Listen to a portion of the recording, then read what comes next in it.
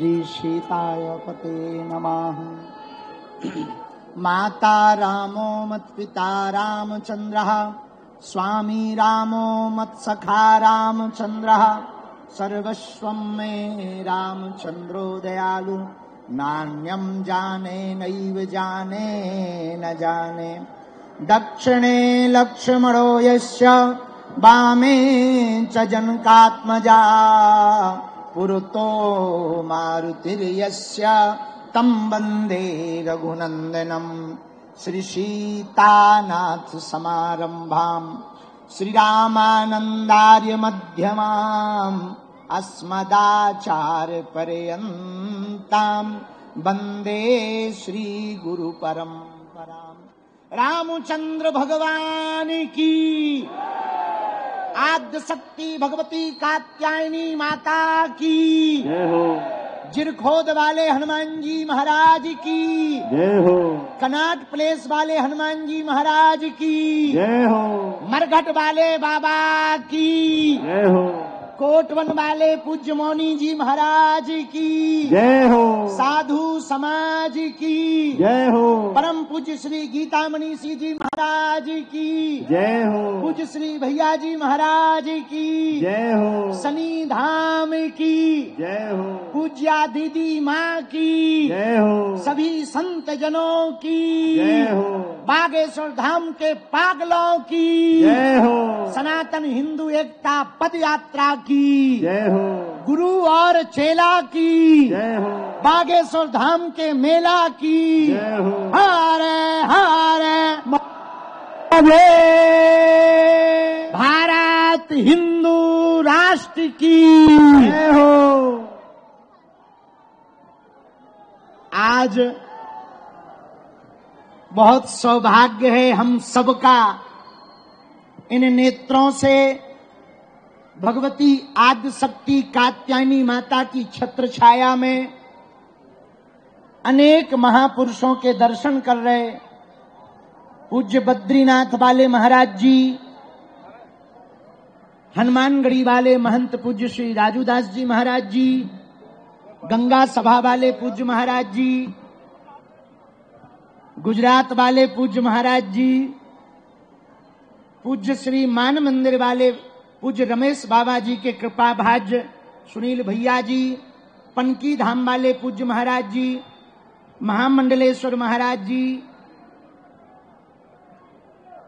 पूज्य श्री अरुणपुरी महाराज जी, शनि धाम वाले पूज्य महाराज जी, हमारे बड़े ही आत्मीय पूज्य श्री लोकेश मुनि जी महाराज जी, पूरा संत समाज सिख परंपरा का प्रतिनिधित्व करने वाले आप एवं सुंदर कांड की परंपरा को संपूर्ण भारत में नवीन विधा के रूप में प्रस्तुत करने वाले, राग और अनुराग के साथ गाने वाले श्री रसराज जी, पूज्य भैया जी महाराज जी, ग्वालियर वाले पूज्य महाराज जी, परम पूज्य श्री गीता मनीषी जी महाराज जी और पूज्या दीदी माँ हमारी बुआ जी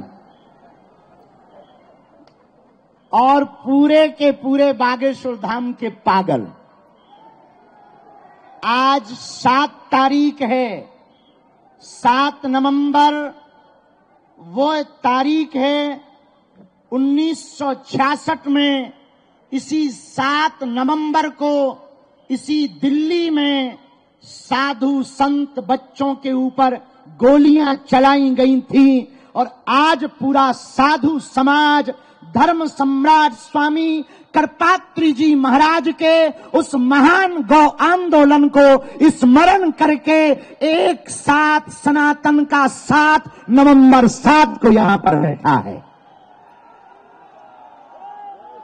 आज का ही वो दिन था जब धर्म विरोधी ताकतों ने, सत्ता पर बैठे हुए सत्ताधीशों ने निहत्थे संतों पर और हमारी सबकी प्राण, हम सबके प्राण गौ माता के ऊपर गोलियां चलाई थी।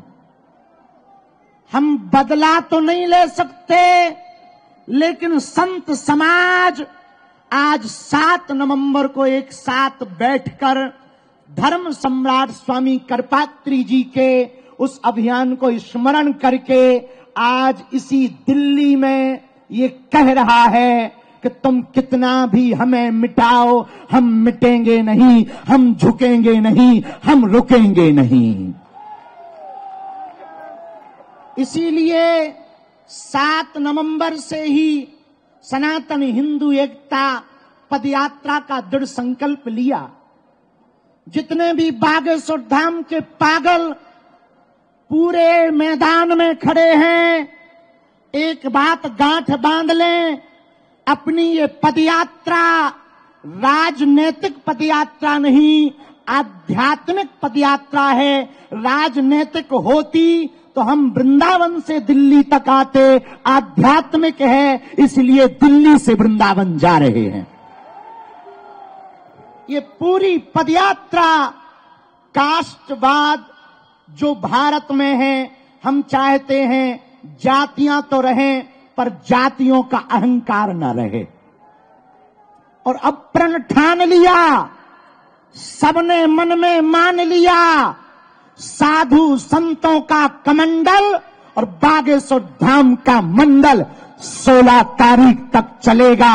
गांव गांव गली गली में शोर होगा, सनातन का जोर होगा, हिंदुओं की एकता होगी, धर्म विरोधी और देश को बिगाड़ने वालों की ठटरी बजेगी। 2-3 बातें हम बहुत विनम्रता पूर्वक आज कहना चाह रहे। ये पदयात्रा 80 करोड़ हिंदुओं की है। भारत में रहने वाले 150 करोड़ भारतीयों के हित के लिए 150 किलोमीटर की पदयात्रा है। इस देश में रहने वाला प्रत्येक व्यक्ति सनातनी है, जो सनातनी नहीं है वो तनातनी है। इस भारत में जन्म लेने वाला व्यक्ति सनातनी है। और पूरे बागेश्वर धाम के पागलों से प्रार्थना है, तुम पूरे 10 दिन की पदयात्रा में हमने कोशिश पूरी की। पूज्य बद्रीनाथ वाले महाराज जी रात भर जागे, पूरा बागेश्वर मंडल रात भर जागा, पूरा सुंदरकांड मंडल रात भर जागा, पूरे संत समाज रात भर जागे। हम सबने कोशिश की कि तुम्हें व्यवस्था में कोई कमी ना हो, पर इन 10 दिनों में व्यवस्था नहीं, आस्था देखना। इन 10 दिनों में तुम व्यवस्था देखने मत चलना, सनातन का धर्म जो ध्वज देख करके चलना। धक्का लगेगा, थोड़ी दिक्कतें आएंगी, कई बार तुम्हें कंबल ना मिलेंगे, पर तुम डटना नहीं, तुम हटना नहीं, डटना, तुम उलझना नहीं, सुलझना, तुम चलते रहना। क्योंकि चलोगे नहीं तो हिंदू एक नहीं होगा, और हिंदू एक नहीं होगा तो भारत हिंदू राष्ट्र नहीं होगा। कौन कौन भारत को हिंदू राष्ट्र होते देखना चाहते हैं? कौन कौन हिंदू एकता चाहते हैं? तो कोई रोकेगा तो तुम रुक जाओगे, कोई विरोध करेगा तो क्या तुम डर जाओगे? व्यवस्था नहीं मिलेगी तो क्या तुम भग जाओगे? कौन कौन वृंदावन तक, बांके बिहारी तक चलना चाहता है? पक्का पक्का पक्का। हम भी वचन दे रहे, आप कदम से कदम मिलाकर चलो। हमारी तो बहुत छोटी सामर्थ्यता है, इन संतों की कृपा है, इन संतों का साथ और सनातनियों का हाथ। और नवंबर 7 एक ऐसा दिन आज का होगा जब भारत में एक विचारक क्रांति की यात्रा प्रारंभ हो रही है।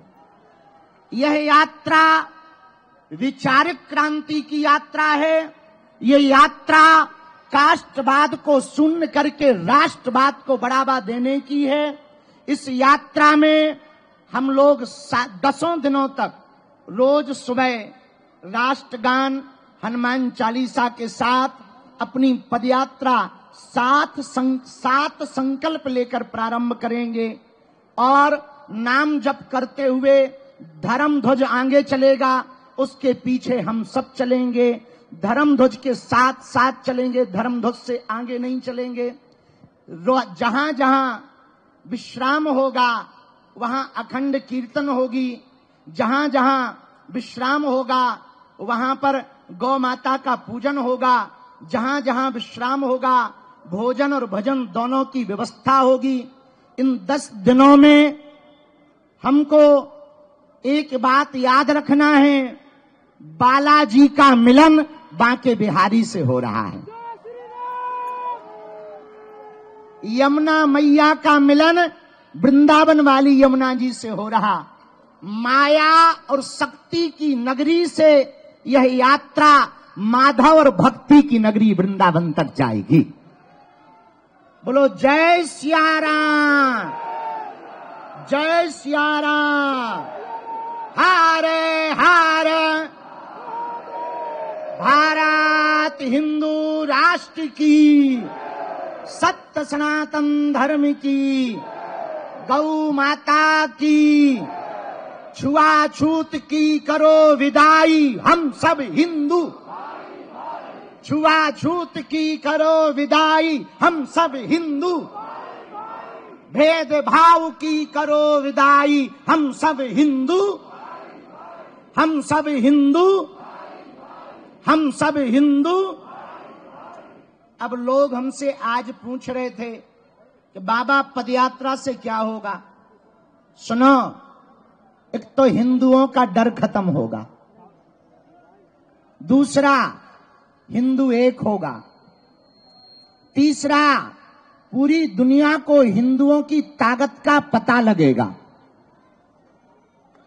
जब फ्रांस के लोग अपनी सड़कों पर उतरकर फ्रांस को बचाने के लिए सड़कों पर उतर सकते, इंग्लैंड के लोग अपनी देश को बचाने के लिए सड़कों पर उतर सकते, तो हम भारतीय क्यों नहीं अपने भारत को, सनातन को बचाने के लिए सड़कों पर उतर सकते। किसी ने हमसे कहा बाबा यात्रा से दंगा होगा। हम कहा दंगा वाले ठटरी के बड़े दूसरे हैं, इसमें गंगा बहेगी। ये दंगा के लिए नहीं, गंगा के लिए पदयात्रा है। ये तनातनी के लिए नहीं, सनातनियों के लिए पदयात्रा है। हम किसी के विरोध में नहीं हैं। हमें मुसलमानों से भी दिक्कत नहीं, ईसाइयों से भी दिक्कत नहीं, पर यदि वो गजवाए हिंद कहेंगे तो हम भगवाए हिंद बना के रहेंगे। यदि वो सर तन से जुदा करने की बात करेंगे तो जो अभी पाकिस्तान में 9 जगह फटाके फूटे, वो उनके, हमारे पास फटाके तो है नहीं है, पर देश की सेना तो फोड़ ही सकती है। तीसरी बात और सुनो, 1947 में एक विशेष मजहब मुसलमानों के द्वारा मांग हुई कि हम भारत में नहीं रह सकते। अच्छी बात है, उनके लिए अलग टुकड़ा बना दिया, नाम हुआ पाकिस्तान। क्या हुआ? पाकिस्तान। ठीक हुआ, अच्छी बात है, बट ही गया। लेकिन अब जो शेष बचा भारत, उस भारत में जहां 80% हिंदू रहते हैं, वो तो हिंदू राष्ट्र हो जाए। जब पाकिस्तान इस्लामिक राष्ट्र हो सकता है, 65 से ज्यादा देश इस्लामिक देश हैं, 95 से ज्यादा देश ईसाइयों के देश हैं, एक देश यहूदियों का है, एक देश बौद्धों का है, तो पूरी दुनिया, Burma, Indonesia, Cambodia, Fiji, Mauritius, Bharat, Nepal, इन देशों में रहने वाले हिंदुओं के लिए एक देश होना चाहिए। आज नहीं कल होगा।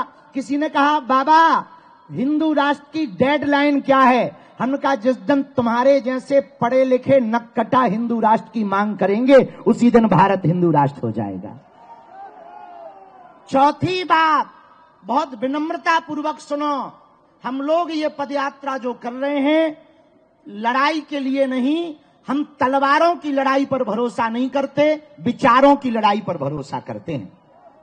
पूरी पदयात्रा में हम लोगों को किसी के खिलाफ नहीं बोलना, केवल हमें अपना घर संभालना। अपना घर है जो हम भेदभाव में फंसे, छुआछूत में फंसे, ऊंच नीच में फंसे, अंगड़ा पिछड़ा में फंसे, इनसे ऊपर उठकर 14वीं शताब्दी में रामानंदाचार्य भगवान ने जो कहा था, जात पात पूछे नहीं कोई, हरि को भजे सो हरि को होई। हम लोगों को इसी बात को पकड़कर चलना है। सुबह से लेकर सायंकाल तक नाम कीर्तन करते हुए चलना है। एक बात हम पक्की कह रहे, आप लोगों का यह पुरुषार्थ, आप लोगों का यह त्याग, आप लोगों की यह मेहनत व्यर्थ नहीं जाएगी। आने वाले समय में जब भारत हिंदू राष्ट्र होगा तो तुम्हारे भी नाती पोता चिल्लाएंगे कि हमारे बब्बा भी पदयात्रा में गए थे। जैसे बाबरी मस्जिद का ढांचा ढहा था और राम मंदिर बना था, तो उसमें दीदी माँ की चर्चा, पूज्य हमारी बुआ जी की चर्चा आज तक होती। बोले कौन आया? बोले शेरनी आई है। कौन? बोले पूज्या दीदी माँ, जिन्होंने ललकार कर ढांचा को गिरा दिया, बाबर की जगह रघुवर का नाम छपा दिया।